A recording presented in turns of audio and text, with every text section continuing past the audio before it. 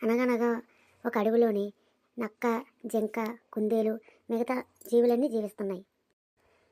కుందేలు నీళ్ళు తాగడానికని వచ్చింది. జింక కూడా నీళ్ళు తాగడానికి వచ్చింది. ఇవన్నీ వచ్చి నీళ్ళు తాగడానికని చెరువు దగ్గరికి వచ్చాయి.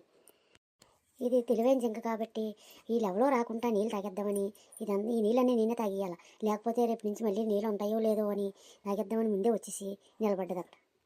ఈలోపు ఇవన్నీ జీవులన్నీ మేము కూడా తాగాలి కదని ఆ జీవులన్నీ వచ్చాయి. మిగతా జంతువులు కూడా ఈ కుందేలు తీసుకొచ్చింది. ఈ కుందేలుకి ఇలా కాదు, దీనికి ఏం చేయాలంటే అదే చేద్దాం.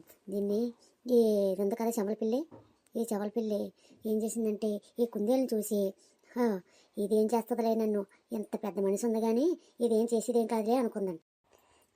మీరందరూ రండి ఇంటికి అన్నదంట. ఏంటక్క, ఏంటి అందరిని ఇలా పిలుస్తున్నావు? ఏంటి నువ్వు తెలివైన జంకు కాబట్టి ఏదో ఐడియా వేసి ఉంటావు, నాకు అర్థమయ్యిందిలే నీ ఐడియా. ఈ వాటర్ అంతా వీళ్ళందరితో తాగిపించేసి నాకు లేకుండా చేసేద్దామని చూస్తున్నట్టున్నావు. ఏంటక్క, ఏంటి మీ ఇద్దరు గొడవ ఏంటి?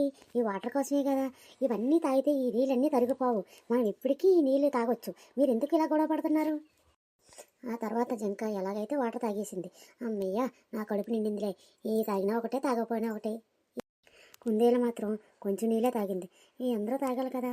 ఈ స్వార్థం జింక ఎప్పుడు ఇంతే, ఇది ఎప్పుడు తెలివిగానే ఆలోచిస్తుంది. కాకపోతే అందరూ తాగాల, అందరూ ఉండాలి, అందరిలో మనం ఉండాలని ఆలోచించాలి ఎప్పుడును అనుకుంది కుందేలు. మిగతా జంతువుల కోసం నువ్వు బాగానే ఆలోచిస్తున్నావు, నాకు తెలుసులే నీ ఆలోచన ఏంటన్నదని. వీళ్ళందరితో స్నేహం చేసి నీ వెనకాల తిప్పుకుందాం చూస్తున్నావు అనుకుంది జింక. కుందేలు మాత్రం అలా కాదక్క, నేను ఎప్పుడు అలాగే ఆలోచించలేదు.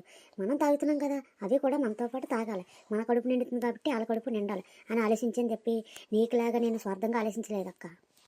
ఏంటి అలా వాగుతున్నావు? నాకు తెలిసే నువ్వు స్వార్థ మనిషినేమో కాదు, నేను స్వార్థ మనిషిని కాదే, నేను మనిషిని కాదు, నేను జింకనే, నాకు తెలుసు.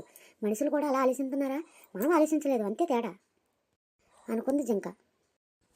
నువ్వు తెలివైందాన్ని కాబట్టి ఇలాగ ఆలోచిస్తున్నావు, అంతే తేడా, ఇందులో ఇంకేమీ లేదు.